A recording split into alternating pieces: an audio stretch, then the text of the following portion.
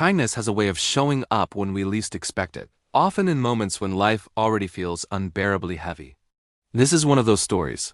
It begins with a flashing light on a quiet road and ends with something far greater than a warning or a ticket. It was a cold Wednesday afternoon in a small suburban town. The sky was overcast, the kind of dull gray that seemed to press down on everything beneath it. Marcus Reed tightened his grip on the steering wheel as red and blue lights flashed behind his aging sedan. His stomach dropped. Marcus was 36 years old and a single father to his 8-year-old son, Noah. His wife had passed away 4 years earlier, and since then life had become a constant balancing act. Early shifts at the distribution center school, drop-offs, late-night homework, and stretching every paycheck just far enough to keep things afloat. That day he was running late again.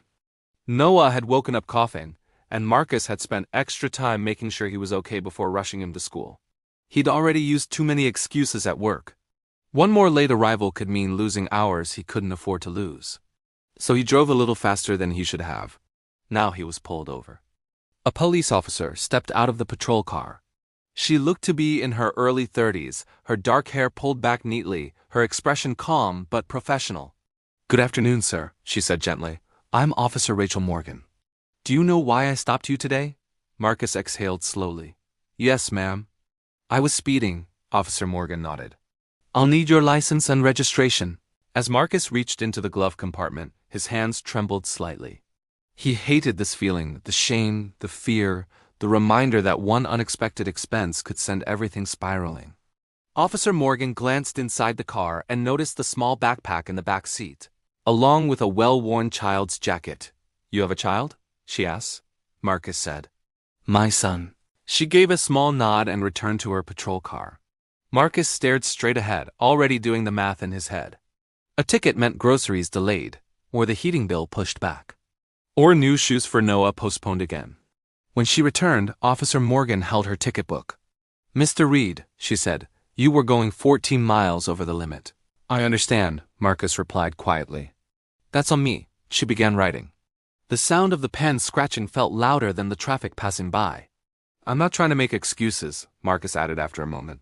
"Life's just been heavy lately." Officer Morgan paused and looked up. "What do you do for work?" "I work at a warehouse. Early mornings, long shifts." She hesitated. "And your child's mother?" Marcus swallowed. "She passed away. I'm sorry," Officer Morgan said softly. "Thank you," he replied. "It's just me and Noah now." For a moment she said nothing. Then she closed the ticket book. "Here's what I'm going to do," she said. "I'm issuing you a warning." Marcus looked up, stunned. "A warning?" "Yes," she said firmly. "But only if you promise me something."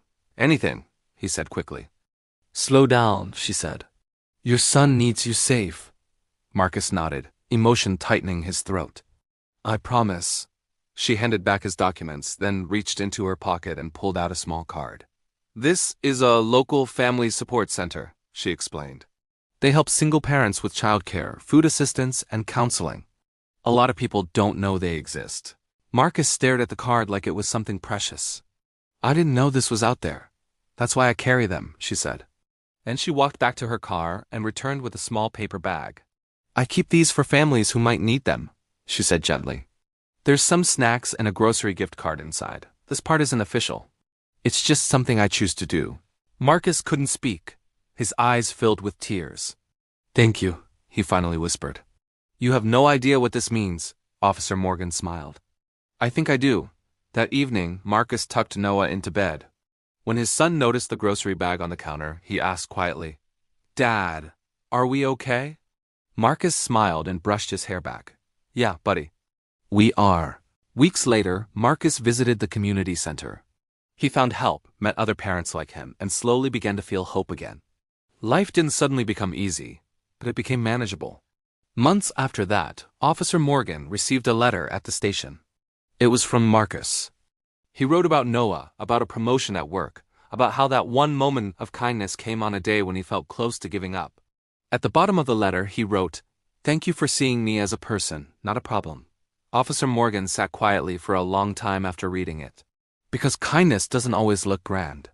Sometimes it looks like a warning instead of a ticket, a resource card instead of judgment, and a choice to care right when someone needs it most.